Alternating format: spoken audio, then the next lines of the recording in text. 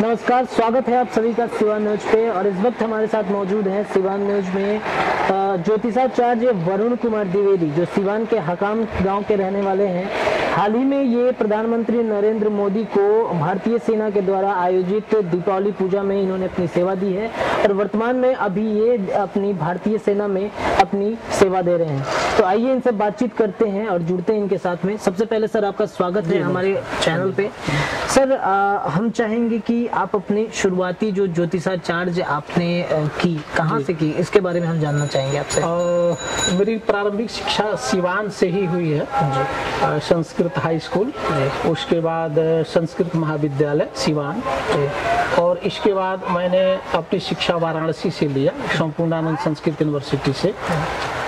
पहले मैंने शास्त्री किया, फिर ज्योतिष में आचार्य किया, हिंदी से एमए किया, संस्कृत से एमए किया, और उसके बाद कुछ दिन मैंने इस्लामिया जेडे इस्लामिया कॉलेज सिवान में मैंने सेवा दिया। अच्छा। उसके पहले मैंने अंबेडकर कॉलेज बरहरिया में भी काफ़ी लगभग 1.5 साल तक मैंने सेवा दिया जी। उसके बाद भारतीय सेना का विज्ञापन निकला, उस विज्ञापन में मैंने उसको भरा और भारतीय सेना में मैं धर्म गुरु के रूप में डायरेक्ट नायब सूबेदार 1 स्टार के साथ मैंने योगदान दिया, और अभी भी मैं भारतीय सेना में ही कार्यरत हूँ। और ज्योतिष, वास्तु, कर्मकांड ये मेरा परम विषय है, मतलब प्रिय विषय है। सर, बचपन से क्या आपका यही सपना था कि मतलब मुझे ज्योतिषाचार्य में ही जाना है? परिवार वाले कुछ और सोचते होंगे, आप कुछ और सोच रहे होंगे? बिल्कुल, आपका प्रश्न बहुत सुंदर है। मेरे पिताजी भी इस विषय से लगे हुए थे, मतलब जुड़े हुए थे। और पिताजी की कुछ प्रेरणाएं मुझे मिली और मेरे मन में ऐसी इच्छा हुई कि जब यही विषय है और रखना चाहिए, तो मैंने इस विषय में इंटरेस्ट लेना प्रारंभ कर दिया। और इसलिए मैंने इस शिक्षा को प्राप्त करने का जो भी हमने प्रयास किया, भगवान ने मुझे दिया। और ईश्वर की कृपा ऐसी हुई कि सेना में भी मैं इसी कार्य के लिए चला गया और सेना ने मुझे नियुक्त कर लिया। और आज भी यही कर रहा हूँ और इस विषय में मेरा बहुत मन लगता है। ज्योतिष, कर्मकांड, वास्तु बहुत मन लगता है। आज भी मेरे पास यदि 5-10 मिनट जो भी समय मिलता है तो मैं इसी को पढ़ता हूँ, इसी को देखता हूँ और बड़े इंटरेस्ट के साथ करता हूँ। सर, शुरुआत में ऐसा नहीं लगा कि आपके पिताजी ने कभी ये कहा हो कि नहीं, तुम ज्योतिषाचार्य छोड़ के किसी और फील्ड में चले जाओ, इसमें पैसे बहुत कम है, लोगों के बीच में भ्रम बहुत ज्यादा रहते हैं, तो इस तरह की समस्याएं आई होंगी? तो कैसे आपने उसको समाधान? चूंकि मेरे पिताजी, मुझे लगता है कि मेरे पिताजी पिताजी का बहुत गहन अध्ययन इस विषय में था नहीं, कम पढ़े लिखे थे, लेकिन जो भी थे तो मुझे लगा कि नहीं, ऐसा कुछ नहीं है, ज्योतिष में जान है।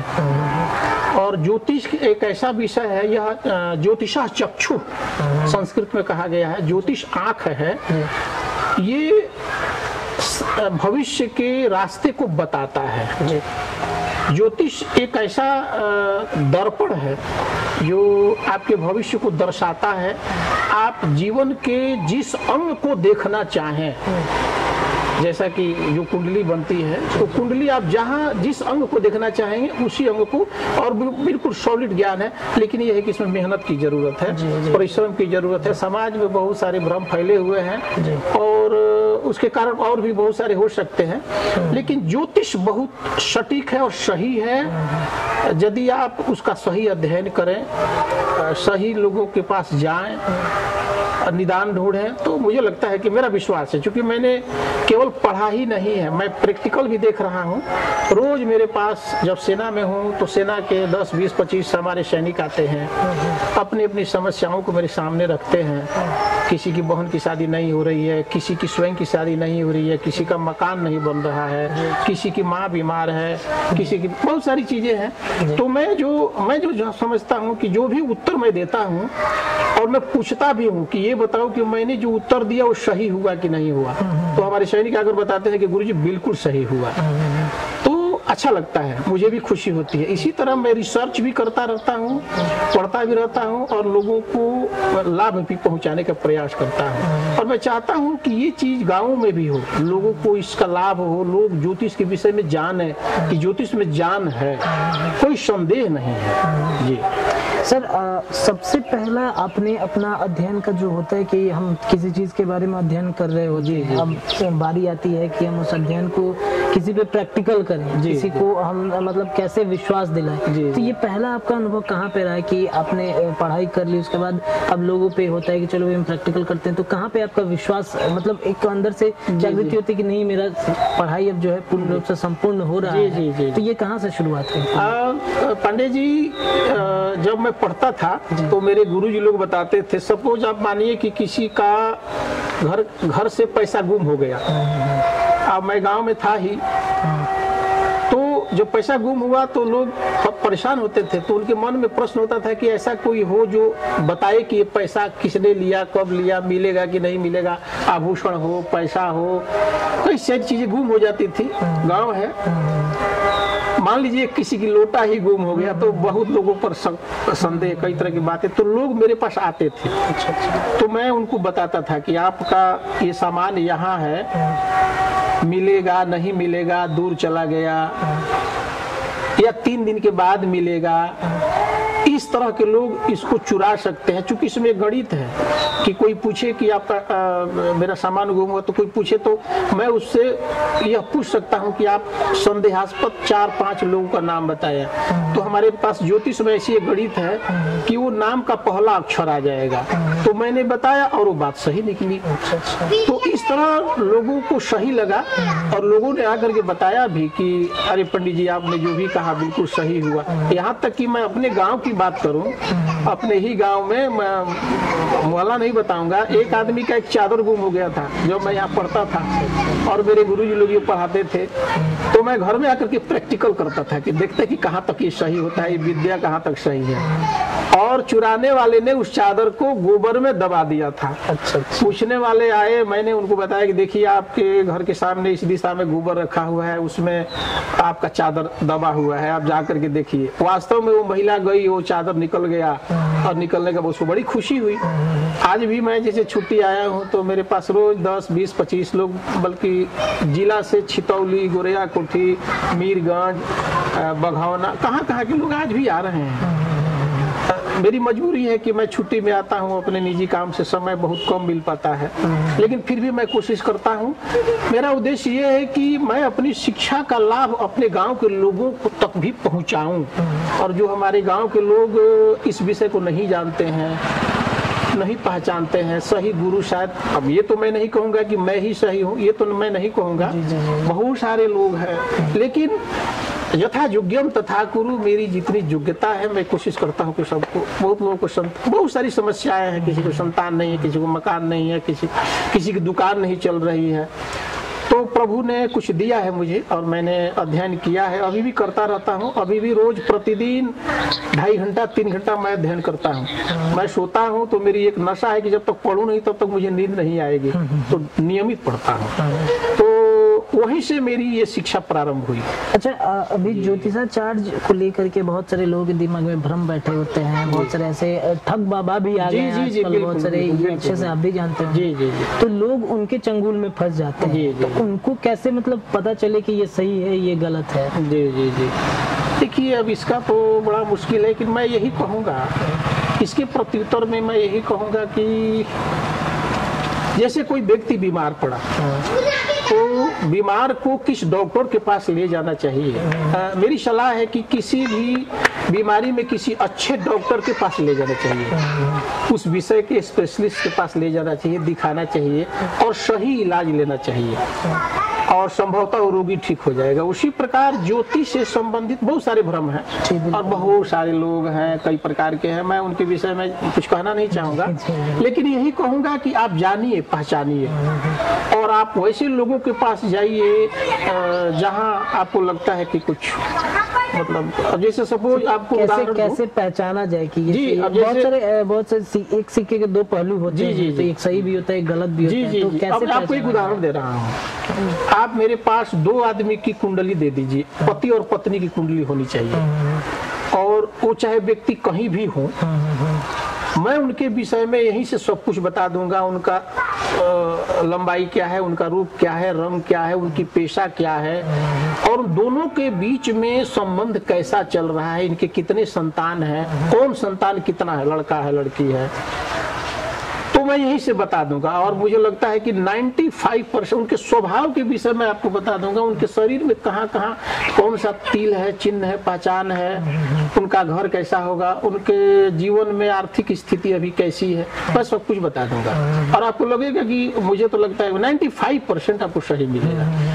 तो मान लीजिए कि मेरे पास अध्ययन नहीं है, मैं ज्ञान नहीं है, तो मैंने कैसे जान लिया कि उनके विषय में कि वो क्या है, कैसे है, और आपको 95% आपको विश्वास दिलाता हूँ कि सही मिलेगा। तो चूंकि ज्योतिष विषय बहुत बृहद विषय है, ये कोई छोटा विषय नहीं है। और एक विशेषता इसकी आपको और बता दूं, ये चलते चलते देखने की चीज नहीं है। हमारे यहाँ समाज में लोग कुंडली नहीं बनवाते, कुंडली बनवाना चाहिए। समाज कुछ लोग कहते हैं हमारे यहाँ तो कुंडली बनती ही नहीं है, सहता ही, ऐसा कुछ नहीं है। लोग जमीन खरीदते हैं, मकान खरीदते हैं, दुकान खरीदते हैं, सारे हिसाब किताब रखते हैं, डायरी में लिखते हैं, लेकिन किसी बच्चे का जन्म हुआ तो किस डेट में हुआ, किस समय में हुआ, ये लोग नोट नहीं करते। जबकि जीवन से ही सब कुछ होना है भाई, जीवन ही से ही सब कुछ होना है ना, तो उसको नोट करना चाहिए, कुंडली बना कर रखना चाहिए। और मैं यही कहूंगा सभी को कि आपको लगता है कि कोई योग्य है तो किसी योग्य ज्योतिषी से ही कुंडली बनवाना भी चाहिए और योग्य से दिखाना भी चाहिए, जैसे तैसे। चूंकि ज्योतिष कोई सामान्य विषय नहीं है, बहुत कठिन विषय है। अच्छा, आपके पास समय बहुत कम रहता है, सेना में आप रहते हैं, गांव पे आते हैं, तो मतलब आगे चल के गांव में क्या क्या आप सेवाएं देने का अपने आपके मन में चल रहा होगा? सर, मैं अगले 2001 में सेवानिवृत्त होने जा रहा हूँ। अच्छा अच्छा अच्छा। और अभी तक मैंने सोचा है प्रभु की कृपा से अपने ही गांव में एक बहुत अच्छा कार्यालय बनाने जा रहा हूँ। हालांकि मुझे दिल्ली में निमंत्रण मिल गया है, दिल्ली में 2-2, 3-3 मंदिरों में मेरी बुलावा आ रही है, करोड़ों की मंदिर है। अच्छा अच्छा। और वहाँ काफी पैसे वाले लोग हैं। बल्कि आपको एक बात बताऊं कि मुझे दिल्ली में एक मेरे भक्त ने मुझे कार दान किया है। अच्छा। उसके शनि खराब थे, मैंने कहा कि देखिए ऐसा ऐसा है, तो उसने बोला कि मेरी कार ही आप ले जाओ। उन्होंने दे दिया है, मेरी कार वहीं लगी हुई है गाजियाबाद में, मैंने लगा दिया है। अच्छा अच्छा। तो मैं अपनी सेवा अपने गांव में देना चाहता हूं। अब मैं अपने गांव के लोगों को अपने विषय में, वास्तु हो या ज्योतिष हो, कर्मकांड हो, इसके विषय में सही लाभ, अच्छा ऑफिस खोलने जा रहा हूं, उसमें मेरे पास सारे साधन होंगे। मैं जो कुंडली बनाऊंगा भी, देखूंगा भी, उसका जो निदान है, निदान भी स्वयं कराऊंगा भी, अपने निर्देशन में, अपने सामने, अपने पास कराऊंगा। और चाहूंगा कि लोगों को लाभ हो। और लोगों के अंदर एक भ्रम है ना कि ये सब ढकुसला है, ये है, वो है, उस भ्रम को मैं दूर करने वाला हूँ। ये ऐसा मैंने सोचा है। अब देखते हैं आगे भगवान की क्या कृपा। सब कुछ मेरे पास होगा। जैसे ग्रह रत्न है, ग्रह रत्नों के विषय में सबको ज्ञान नहीं है, लोग पहचान भी नहीं पाते हैं, ठगे भी जाते हैं। मैं आपको बताऊं कि ऐसा करूंगा कि गारंटी के साथ रत्न दूंगा। आप 1 महीना पहनिए, 2 महीना पहनिए, लाभ नहीं हो आप वापस कर देना, आप अपना पैसा वापस ले जाना। ऐसा मैं करने वाला हूँ, क्योंकि लोगों को सही समाधान मिल सके। अच्छा, अभी हमारे सिवान न्यूज के जितने सारे दर्शक अभी देख रहे हैं, जी, मैं जी। चाहूंगा कि आप उन्हें कुछ ऐसा टिप्स बताएं, कुछ नॉर्मल जानकारियां ऐसे दें कि लोग उसे उपयोग करें, और जो हमारे दर्शक देख रहे हैं आपसे जुड़े रहे हमेशा जी, के लिए। जी, तो जी। कुछ ऐसा छोटा सा एक टिप्स हम चाहेंगे कि हम अपने दर्शकों को दिखाएं। देखिए, मैं टिप्स मतलब कि विधि उपाय कुछ कुछ बताऊं। ऐसे नॉर्मल जैसे होते हैं कि परिवार में कुछ कला वगैरह होते जी, रहते जी, हैं, जी, कि ये नॉर्मली जी। सबके परिवार में होता है, जी, कहीं जी, चोरी हो गई, कहीं कुछ हो जी, गया, जी, जी। तो किस चीज से कैसे बचें, जी, इस बारे में जी। छोटा सा हमारे दर्शकों को बताएं ताकि आगे आपसे जुड़े भी रहे हमारे जी जी दर्शक। जी जी।